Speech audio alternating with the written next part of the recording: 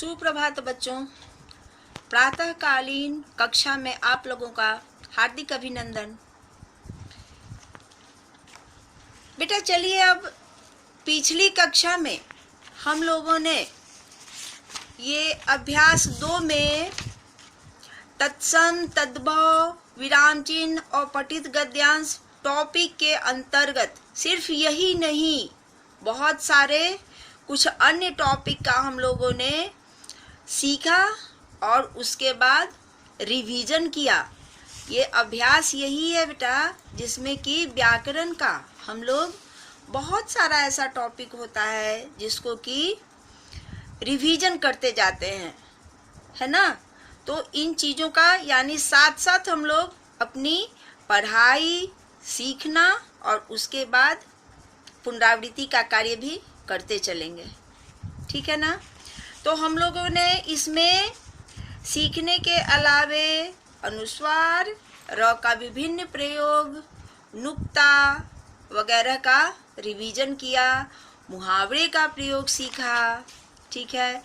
फिर संज्ञा के भेदों का हम लोगों ने पुनरावृत्ति किया, ठीक है। अब इसमें अंतिम जो एक टॉपिक बचा हुआ है वो है आपका 18 में पत्र का, है ना। तो ये इसको प्रारंभ करने से पहले हम लोग थोड़ा विचार कर लेते हैं। ये पत्र जो है, पत्र है क्या और इसके लिए क्या करना होता है और कितने प्रकार का वगैरह वगैरह बहुत तरह की बातें हैं, इस पे हम लोग विचार करेंगे। तो जैसा कि आम लोगों की यह धारणा होती है कि पत्र लिखने में किसी तरह का कोई प्रयास नहीं करना पड़ता है, लेकिन वास्तव में पत्र लेखन एक बहुत बड़ी कला है ना। यही वह साधन है जिसके माध्यम से दूसरों के दिलों पर विजय प्राप्त किया जा सकता है और इससे संबंधित कुछ जानकारियां हम लोगों को लेनी आवश्यक होती है ना।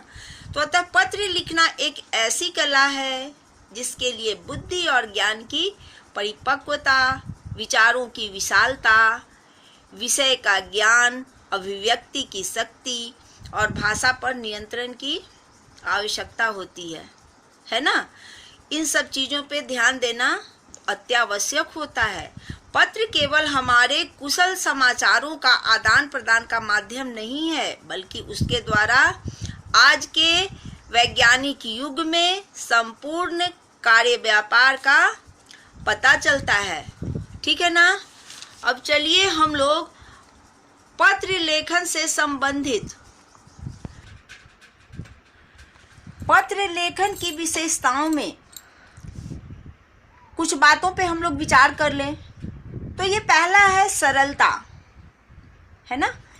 पत्र की भाषा सरल, सीधी, स्वाभाविक तथा स्पष्ट होनी चाहिए। दूसरा अस्पष्टता, अस्पष्टता यानी सरल शैली, सरल भाषा शैली, शब्दों का चयन, वाक्य रचना की सरलता पत्र को प्रभावशाली बनाती है। अतः पत्र में स्पष्टता लाने के लिए अप्रचलित शब्दों का प्रयोग नहीं करना चाहिए। उसके बाद तीसरा संक्षिप्तता।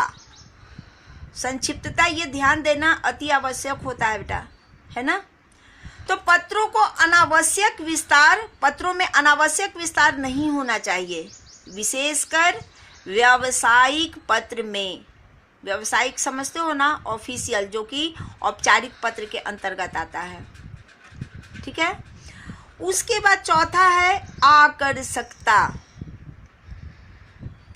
ये शब्द से ही स्पष्ट है कि आकर्षक यानी जो आकर्षित करे।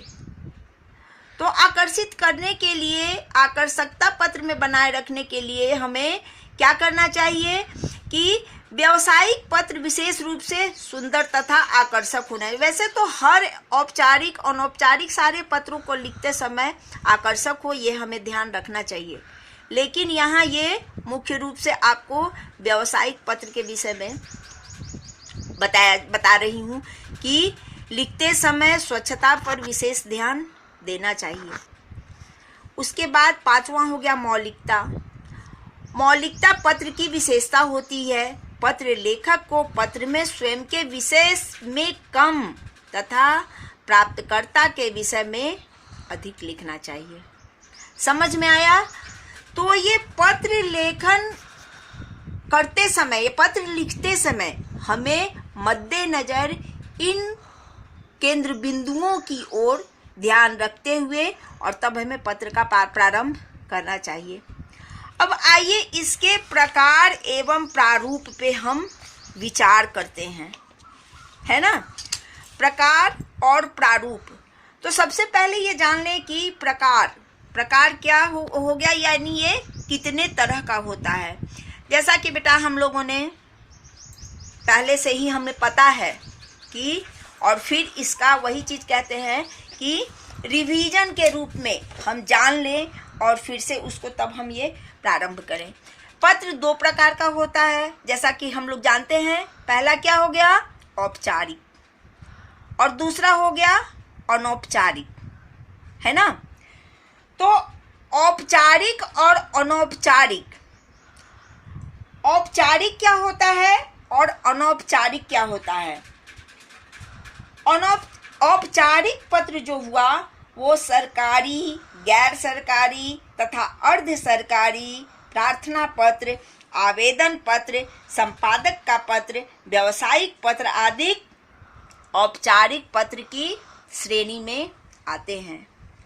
अनौपचारिक पत्र जो होता है ये मोटे तौर पे ये जान लें कि इसे हम अपने सगे संबंधियों को, पारिवारिक सदस्यों को जो लिखते हैं, वो सब जो पारिवारिक सदस्य में आपका पारिवारिक सदस्य और सगे संबंधी मित्र सारे लोग आ जाते हैं। तो इन लोगों के पास जो हम पत्र लिखते हैं वो हो जाता है आपका अनौपचारिक पत्र, है ना। अब हम इसमें विषय के ऊपर आए कि ये हमें लिखना, कौन सा पत्र लिखना है और जिसके बारे में हमें विचार करना है। तो ये 18 में है कि अपने मोहल्ले में पार्क की सफाई करने हेतु नगर निगम को पत्र लिखिए, है ना। इस पे विचार हम लोग कर लें पहले। तो ये पत्र सबसे पहले किस कैटेगरी में आया, किस श्रेणी में आया? ये आ गया औपचारिक पत्र में। औपचारिक पत्र में भी ये आ गया आपका शिकायती पत्र है ना। तो इसे लिखने के लिए इसका जो प्रारूप है उस पे मैं विचार करते हुए, और आप लोगों को इसमें मद्देनजर ध्यान रखना होगा। अगर आपने इस प्रारूप के अनुकूल नहीं लिखा तो ये गलत होता है। हालांकि पहले और अब में कुछ परिवर्तित हुआ है ना, और ये अभी चल रहा है, इसलिए ये कोई नई बात नहीं है, फिर भी इन पे हम लोग विचार कर लें। सबसे पहली चीज तो बेटा पत्र का प्रारंभ जो हम लोग करते हैं वो सारा चीज आपका जाएगा बाईं हाथ की ओर से। किधर से? बाईं हाथ, लेफ्ट हैंड की ओर से, है ना। सबसे पहले ये ऊपर आपका आ गया प्रेषक। प्रेषक समझते हो, जो भेजने वाला होता है, सेंडर जिसको कहते हो, प्रेषक। तो इसके अंतर्गत प्रेषक का नाम, पता, दिनांक, ठीक है। अब एक लाइन छोड़ करके तब हम आते हैं क्या? सेवा में अधिकारी का पद नाम। अधिकारी का पद नाम, दैट मीन्स जिसके पास हम लिख रहे हैं, ठीक है। ये नगर, ठीक है। अब उसके बाद आ जाते हैं नेक्स्ट, फिर एक लाइन छोड़ करके तब ये विषय। विषय, ये विषय में ध्यान देने वाली बात है बेटा। विषय में हम अब पूरा उड़ेल नहीं देते हैं। विषय जो है वो एक वाक्य में ही होना चाहिए, ठीक है। कोशिश करना चाहिए कि इससे ज़्यादा नहीं, एक वाक्य में विषय हो गया। उसके बाद यहाँ आ गया आपका संबोधन। संबोधन अब ये संबोधन जो है वो जिसके पास हम पत्र लिख रहे हैं उसके लिए महोदय, महाशय वगैरह किसी भी रूप में संबोधन। अब उसके बाद ये जो हम आते हैं आगे विषय वस्तु पे, तो विषय वस्तु ये बेटा ध्यान देने योग्य है कि ये 2 अनुच्छेद में होता है। 2 अनुच्छेद में, जिसमें कि हम पहले अनुच्छेद में अपनी समस्या को लिखते हैं और ये दूसरा अनुच्छेद जो हुआ उसमें हम अपनी अपेक्षा व्यक्त करते हैं। अपेक्षा यानी उम्मीद, क्या चाहते हैं, है ना। उसके बाद आगे धन्यवाद, धन्यवाद ज्ञापन, और तब उसके बाद फिर अंत में भवदीय यानी प्रेषक अपना नाम और हम लिखेंगे। इस तरह से हम लोगों ने इस पत्र का समापन किया, प्रारूप समझे, और आप लोगों को ये पत्र अब लिखना है। पृष्ठ संख्या 16 और 17 में 16-17 में ये दिया गया है। अपने मोहल्ले के पार्क की सफाई करवाने हेतु नगर निगम अधिकारी को पत्र लिखिए। ठीक है, इसी प्रारूप को फॉलो करते हुए और आपको ये पत्र लिखना है। इस तरह से हम लोगों ने इस अभ्यास का समापन किया और अब आगे हम लोग विचार करेंगे। तीसरा जो है ये अच्छे पड़ोसी के गुण।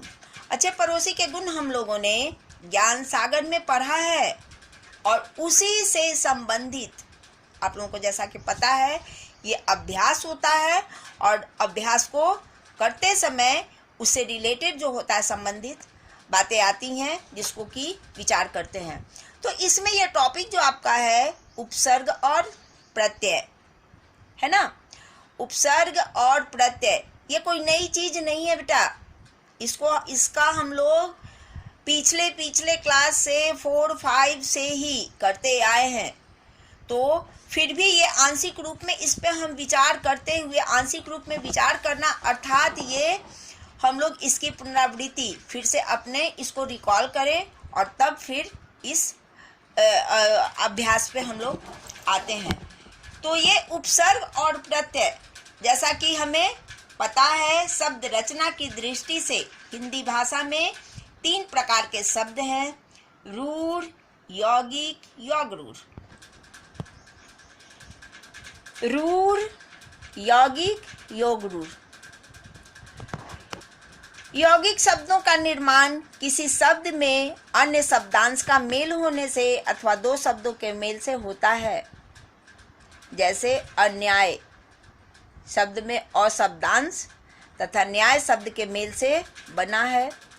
योगरूढ़ भी 2 शब्दों के मेल से उत्पन्न होते हैं और किसी विशेष रूढ़ अर्थ के लिए प्रयुक्त होता है।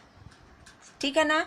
पिछली कक्षा में ही हम लोगों ने इसका अध्ययन किया है। रूढ़, यौगिक, योगरूढ़, तत्सम, तद्भव, देशज, आगत वगैरह सारे रूपों का शब्द के रचना का। अब ये इसमें चलिए ये उपसर्ग और प्रत्यय। तो ये उपसर्ग क्या है? तो उपसर्ग वे शब्दांश जो किसी शब्द के पूर्व लगकर उस शब्द का अर्थ बदल देते हैं या इनमें नई विशेषता उत्पन्न कर देते हैं। शब्द और शब्दांश समझ में आ रहा है। शब्दांश यानी शब्द का अंश और शब्द पूरा शब्द जो कि एक अर्थ दे, है ना। तो उपसर्ग में शब्द में क्या जुड़ता है? शब्दांश जुड़ता है यानी शब्द का अंश जुड़ता है, वो आपका होता है उपसर्ग। अब आइए हम लोग ये अभ्यास में एक एक करके विचार करते हैं। अब आइए हम लोग पुस्तक में एक एक पे विचार करें। अभ्यास 1 में निम्नलिखित वाक्यों में मोटे काले शब्दों को ध्यान से पढ़िए। मोटे काले शब्द यानी जो डार्क करके लिखा गया है, इन सब परिस्थितियों के बीच एक शाश्वत सत्य कभी नहीं बदलता। इसमें कौन सा है? डार्क परिस्थितियों। हमने और हमारे पड़ोसी ने एक दूसरे के परिवारों की सेहत के लिए ऐसी ही सद्भाव का रवैया अपनाया। दूसरा ये क्या है? सद्भाव। तीसरे में अपन स्वभाव से अहिंसक हैं। अहिंसक। अगले दिन हम अपने दरवाजे को कचरे के ढेर से सुशोभित पाते हैं। डार्क क्या है? सुशोभित। अब इसके बाद कूड़े का यह आदान प्रदान बिना रोक टोक के चलता रहता है। क्या है? डार्क। आदान प्रदान। यह अपना दुर्भाग्य है कि हमें उस प्रकार भ्रष्ट करने तक कोई भी नहीं आता है ना।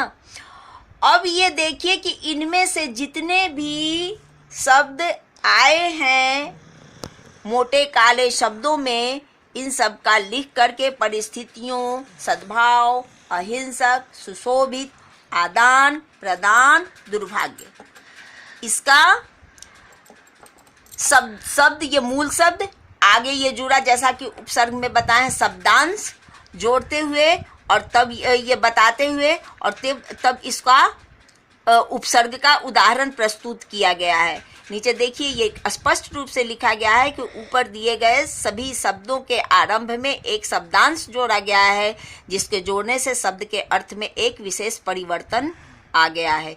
इन शब्दांशों को उपसर्ग कहते हैं। समझ में आया? शब्द में जो जुड़ा, क्या जुड़ा? शब्दांश। ये शब्दांश ही आपका जो है वो उपसर्ग होता है।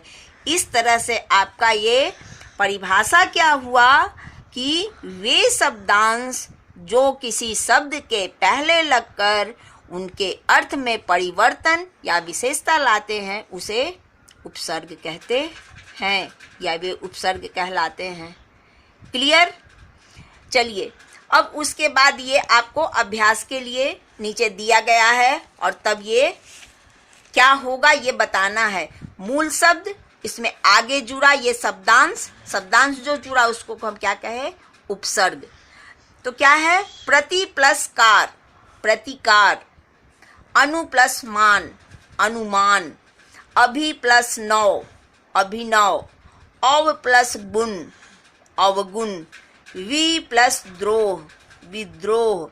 अप प्लस यश, अपयश।